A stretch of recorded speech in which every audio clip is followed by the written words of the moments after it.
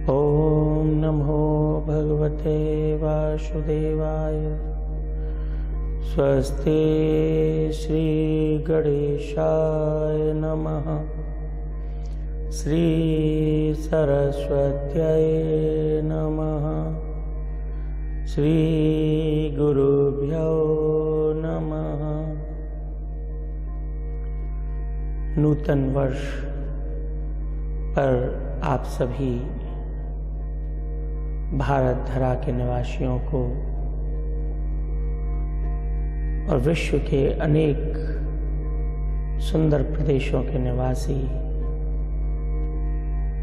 सभी वैष्णव जनों को बारंबार शुभकामनाएं हैं। 2021 एक मंगलकारी वर्ष है, क्योंकि 21 संख्या अपने आप में बड़ा शुभ संकेत वाली संख्या है। इस पावन अवसर पर वेद आप सभी को आपके मंगल कामनाएं करते हैं। चारों वेद नवीन वर्ष का संदेश देते हैं। जीवन की 4 कक्षाओं के विषय में बताते हैं। वानप्रस्थ, युवावस्था, संन्यास और ब्रह्मचर्य।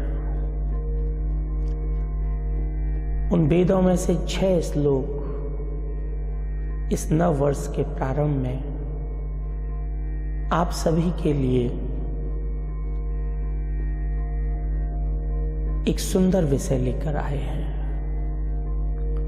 कि जीवन किस तरह जिया जाए, कैसे जीवन में अनेक अनेक प्रकार की खुशहाली, आनंद और स्फूर्ति आए, कैसे रोग कम हो, कैसे जीवन का विषाद मिटे और किस तरह इस सुंदर जीवन को सुंदर ढंग से जिया जाए। संगच्छत्वं संबद्धत्वं।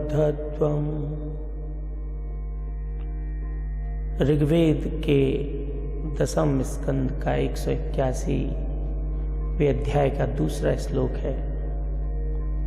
समगच्छध्वं संवद्धध्वं। हम सभी एक साथ चले और हम सभी एक जैसा बोले। ये पहला एक महत्वपूर्ण संकेत ऋग्वेद से हम सभी के लिए आया है। साथ चलने से यहां अभिप्राय यह है कि जो महापुरुषों ने, जो पूर्वजों ने हमें मार्ग दिखाए हैं, उनका अनुसरण किया जाए। उसमें ऊंचाई है और सदैव इस तरीके की वाणी का प्रयोग किया जाए जो दूसरों को अच्छी लगे, जो दूसरों के लिए कल्याणकारी हो और हमारे लिए भी कल्याणकारी हो।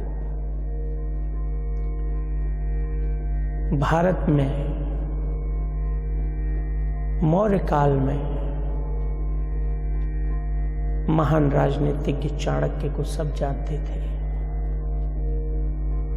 उसके बाद पाणिनि और पतंजलि जैसे दार्शनिक, आर्यभट्ट जैसे वैज्ञानिक, इन सब से ये धरा भूषित रही है।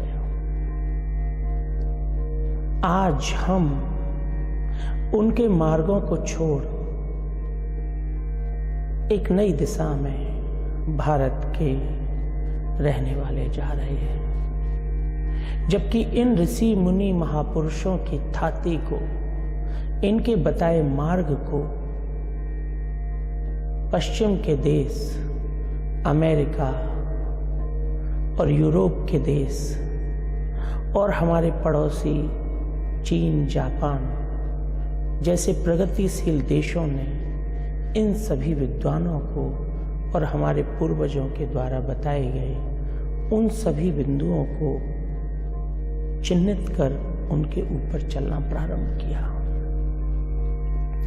इनकी बुलंदी हमसे हजारों हजारों गुना ज्यादा है। इनकी आर्थिक प्रगति भी हमसे ज्यादा है। इनकी व्यवहारिक प्रगति भी हमसे ज्यादा है और इनकी राजनीतिक प्रगति भी हमसे बहुत ज्यादा है। इनके बालकों का अध्ययन का ढंग हमसे बेहतर है। वैज्ञानिकों का सोचने का ढंग बेहतर है। कोरोना की वैक्सीन हो या कोरोना पर नियंत्रण की बात हो तो भारत से पहले इन लोगों ने किया, क्योंकि जो ऋग्वेद कह रहा है सम गच्छध्वम, हम पूर्वजों के बताए मार्ग पर चले, ये ऋग्वेद कह रहा है, ब्रह्म वाक्य कह रहा है। लेकिन हम जब इस पथ से बिलग हुए तो हम उनसे पिछड़ गए और वो जो हमसे हमारे पूर्वजों के मार्ग पर हैं उनसे आगे चले गए। कंठोपनिषद कृष्ण यजुर्वेद कहता है ओम सहना भवतु सहनौ भुनक्तु सह वीर्यं करवावहे तेजस्विनावधीतमस्तु मा विद्विषावहे। सहना भवतु, हम सभी साथ साथ रहें, साथ रहकर प्रगति करें, साथ रहकर कार्य करें। मेरा शोध आपके कार्य आ सके, मेरे किए हुए कर्म किसी प्रकार भी आपको लाभ पहुंचा सके, मेरा अध्ययन आपको लाभ पहुंचा सके, जिससे हम और आप प्रसन्नता से रह सकें।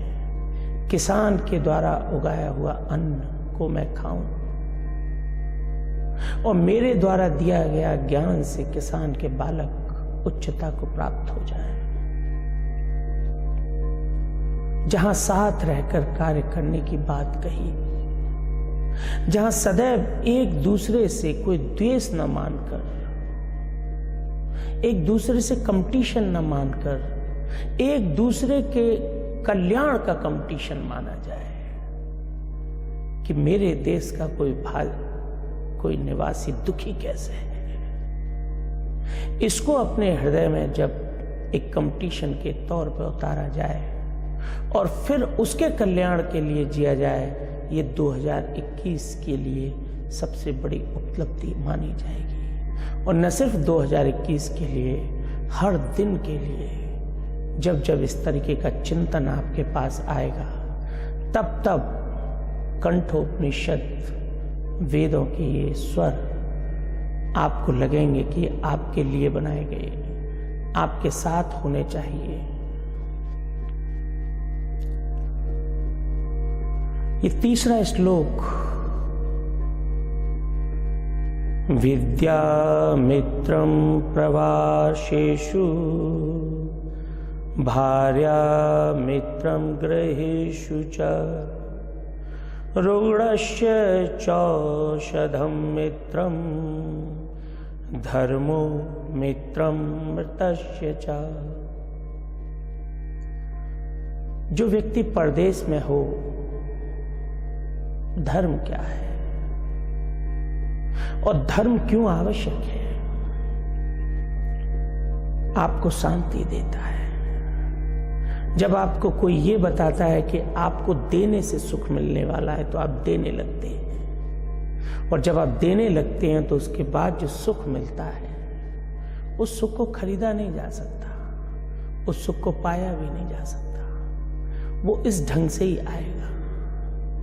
जीवन के कभी अंतिम पड़ाव में ये बात समझ में आती है कि देना ऊंची चीज है। किसी को प्रेम दीजिए, किसी को आकर्षण दीजिए, किसी को ज्ञान दीजिए, किसी की सहायता कर दीजिए।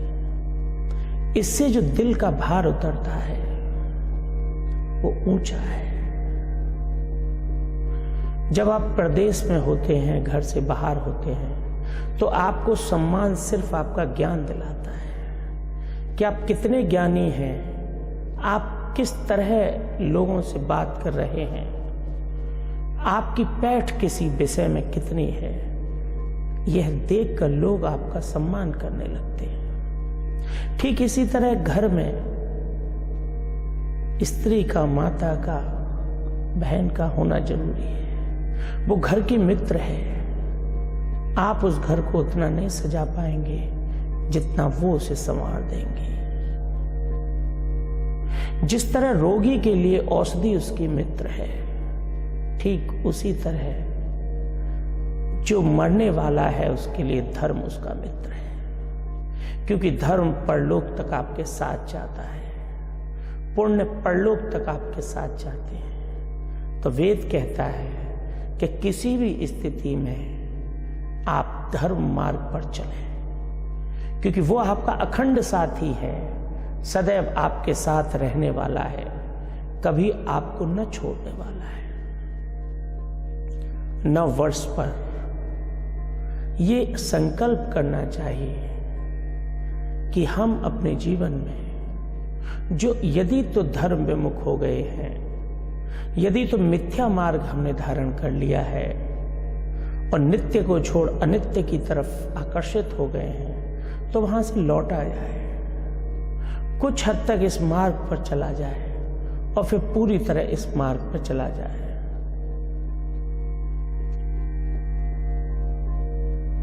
चौथा श्लोक जो आपके लिए वेद की कोख से निकल के आया है।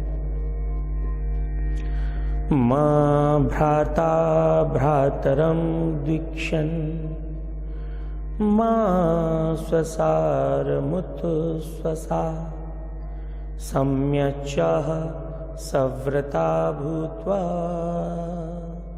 वाचं वदत भद्रया। अथर्ववेद का 3 स्कंद के 30वें अध्याय का 30वां श्लोक है। इससे सुंदर बात नव वर्ष पर कुछ नहीं हो सकती। भाई भाई से द्वेष न करे, बहन बहन से द्वेष न करे, कोई मानव किसी दूसरे मानव से द्वेष न करे। सब एक दूसरे की प्रशंसा करें और सब मिलजुल के रहें, सम्मिलित परिवार में रहें। जहां सम्मिलित परिवार में जब आप किसी से द्वेष नहीं करते और दूसरे की प्रशंसा करते हैं, तो वही सम्मिलित परिवार आपके लिए औषधि बन जाता है, आपकी वृद्धावस्था को रोक लेता है, चौथेपन में भी आपको सुख के दर्शन करा देता है। वहीं जब आप अपने माता पिता के पास बैठे होते हैं, भाइयों के साथ बैठे होते हैं, तो कई बार शरीर के अंदर छुपी अंतरात्मा भी खिलखिलाकर हंसने लगती है।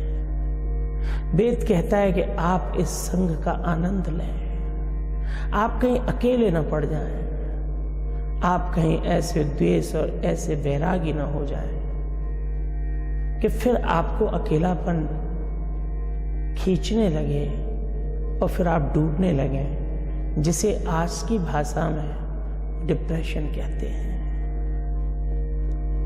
वेद साथ रहने की बात करता है। नव वर्ष पर यह बात ली जाए कि हम साथ में रहेंगे और साथ में रहकर ही कार्य करेंगे, तो फिर ये एक बड़ी बात मानी जाएगी। और ये 5वां श्लोक हमारे लिए एक उपसंहार की तरह है, जो सब कुछ कहते हुए गागर में सागर दे रहा है, जो हमारे हर मार्ग का पथिक बन सकता है, जो जीवन की उच्चता को हमें प्रदान कर सकता है। येषां न विद्या न तपो न दानम, ज्ञानम न शीलम न गुणो न धर्मा ते मृत्युलोके भुवि भारभूता मनुष्य रूपेण मृगाश्चरन्ति। जिनके पास जो धर्म के मार्ग से भटक गए, जिन्होंने गुरु के चरण को, धूलि को अपने माथे पर नहीं लगाया है, जो बड़ों का आदर करना नहीं जान पा रहे हैं, जो किसी भी स्थिति में किसी प्रकार से भी, जिनके पास न कोई विद्या इकट्ठी हो पाई है, न जिनके जीवन में कोई तप बन पाया है, न जिनके जीवन में कोई दान है, न जिनके जीवन में कोई ज्ञान है, जो धीर और गंभीर भी नहीं है, वो इस मृत्यु लोक में, इस धरती पर एक भार है और मानव होकर भी वो एक मृग के समान जंगल में तृण पत्र को खाने जैसा कार्य कर रहे हैं। कि यदि आप मानव हैं तो फिर आपको अपने और दूसरों के कल्याण की बात सोचनी पड़ेगी। यदि आप सिर्फ अपने अपने कल्याण की बात सोच रहे हैं तो भी आप भार ही हैं, क्योंकि फिर आप कुछ कर नहीं पाएंगे। जो व्यक्ति अपनी बाल्यावस्था में विद्या का अर्जन न कर पाया हो, जो गृहस्थ आश्रम में रहकर सुख न प्राप्त कर पाया हो, लक्ष्मी इकट्ठी न कर पाया हो, जो वानप्रस्थी में कीर्ति प्राप्त न कर पाया हो, वो चौथी संन्यास अवस्था में चिंता में घिरा रहेगा। इस प्रकार ये चुनिंदा विचार आपको नव वर्ष पर, इस पावन अवसर पर आप सभी के लिए हैं।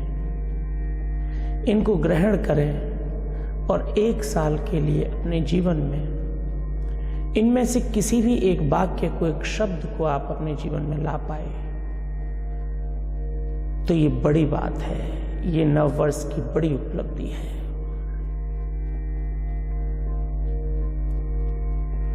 जय जय श्री राधे, जय जय श्री राधे, जय जय